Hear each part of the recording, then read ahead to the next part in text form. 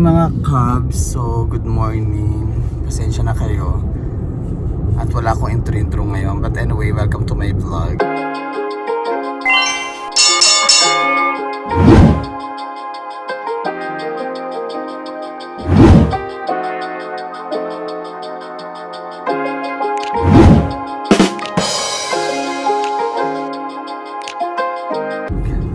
So today, I am now here inside of the taxi with Kuya. Kuya, say hi to my vlog. Seryoso siya. Say hi to my vlog. Hello! Seryoso. Ano ba yan? So time check tayo ngayon, 11 o'clock in the morning. Siguro mga 11:10 if I'm not mistaken. Kasi mga Cubs, biglaan to mga Cubs ha. Hindi pa ako naliligo at take note, naka-uniform ako ngayon. So ibig sabihin, kapag naka-uniform tayo ngayon dito sa labas, ano ba yung ganap natin? Papunta tayo ngayon sa opisina. Di ba ito yun? Pagka kung napapanood yung mga previous videos ko, kapag naka-uniform akong ganito, lately, meron akong ganap o meron akong lakad or schedule sa opisina. So yun na nga, at ngayong ako ngayon sa opisina, papunta ako ngayon sa opisina. Why? Kasi tumawag sa amin yung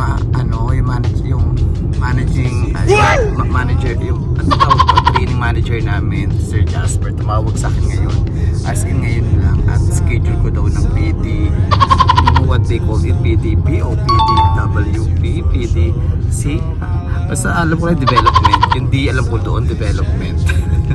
Ay lang alam ko doon, yung development pagka na-promote ka, dadaan ka sa ganitong training. Di ba may training at then, di ba nagka-train ako ngayon sa Albida. So ito yun, pero for formality, kailangan mo dumaan ng ganito. And then I don't know kung mag-i-start pa lang today yung training namin pagkayari ng ganap na to, ng aking schedule din.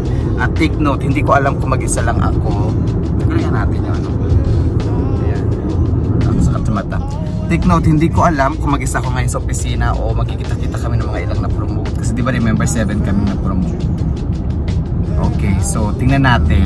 Kasama ko kayo. But for now, what I can say is hindi ako naligo. Nag-toothbrush lang ako. Hindi ako kumain. At wala pa ako gaano tulog kasi natulog ako na pa 7.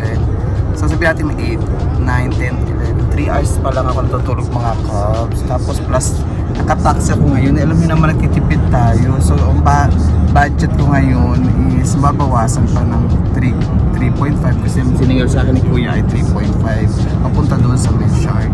So yun lang mga Cubs, nakakaano naman. So tingnan natin, check ko yung schedule namin kung pwede ba ako mag-day off today, i-advance day off ko, tapos bukas na lang ako papasok, or kung hindi naman talaga kaya, papasok ako mamayang gabi, mamayang hapon, diretso ako doon. Pero sad lang ako kasi wala pa akong tulog, wala akong gutom ako, di ba kumakain, di ako naligo, wala akong dalang gamit na extra kamadali. Ito lang talaga as in, uniform na ako. So ano amoy ko ngayon neto, yun lang mga Cubs. So keep watching and then sama ko kayo doon. Bye bye. Hey mga Cubs, so ito nga, habang nandito ako sa may loob ng taxi, tumawag ngayon si Madam Ruth. Kaya pala tawag si Ma'am Ruth kanina pa kasi galing din pala siya sa opisina ngayon. Kinuha niya yata yung kanyang passport. So nagtataka siya ba't wala ako sa opisina kasi may schedule nga kami. So I think yes, para feeling ko 7 nga kami today. And then medyo kinakabahan ako kasi tumawag siya kasi naririnig niya daw yung pangalan ko sa opisina. Pero para medyo alam mo na nag-aalala siya at parang hindi ito maganda.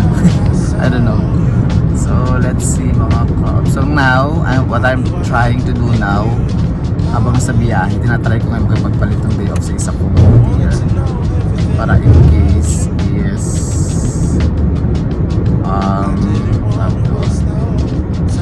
paano ba to? So yun, tingnan natin nangyari na yun. Kung pa pwede ako mag day off today, so wala talaga ako tulog. Yun lang mga Cubs. Hi mga Cubs, yun na nga, tatawag na naman ng aking mudir, si Ma'am Rachel today na, just now lang pala. Sabi niya sa akin, hindi daw siya na-inform, wala daw siyang na-receive na email. So for sure, na-email daw nito ay yung kabilang history pinanggalingan ko yung Asibo, which is Asinawan. Ang hindi ko na maintindihan mga Cubs, bakit ganito? Hindi ako tinawagan o minessage ako ng amo doon na may mercenary yata sa akin. Ewan ko ba ingit yata sa akin yung lalaki na to. I don't know. Hindi pa tayo tapos. Alam ko na papanood mo yung video na to. Manda ka sa akin. So anyway, mga Cubs, what is the good thing also? Sa ano naman tayo, kahit ganito yung pangyayari ngayon ay pumayag naman yung si Ma'am Rachel na mag-day off ako today. Magpalitan lang kami mag-choky. So tomorrow papasok and then day off ako today. So yun lang mga Cubs. So hi, thank you. After this, uuwi ako and then kakain ako. So for now, malapit na ako. Nandito na pala ako sa my shop. So thank you.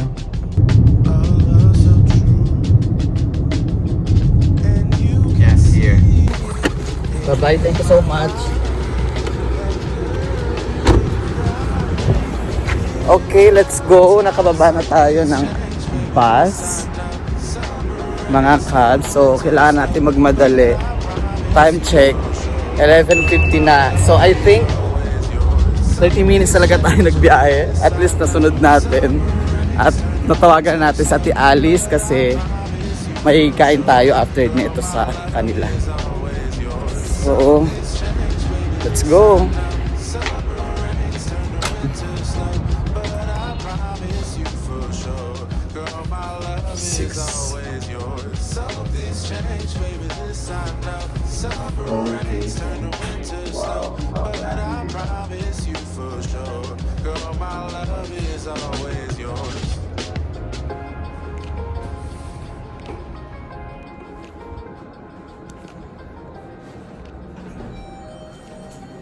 Let's go.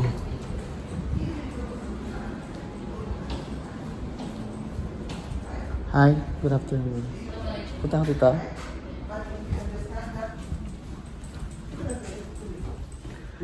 Hi sir, good afternoon. I'm so sorry, I'm very late.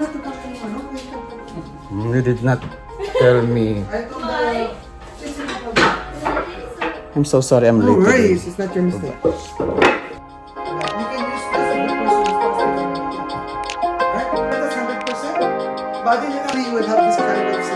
From the first moment I saw you, I knew I had to make you mine. Wanted to know everything about you. I didn't want to waste no time. Hi Cubs! So ayan na nga, natapos na tayo sa ating meeting and praise God. Nakahabol tayo. So, late man tayo, but then again, sabi nga nila, ika nga nila, late is better than absent. Wow, pinag-isipan. Late better than, ano daw? Bahala na kayo mag-correct ng aking grammar. But then again, this is the first time na mag-attend ako sa ganitong uri ng meeting about sa managerial position. Wow, managerial. So since that I am now training sa leadership, so I am looking forward na rin na mag-promote pa ako in the future. That's why I'm giving my best to listen, to learn, and most of all is to apply everything that I've learned in this meeting.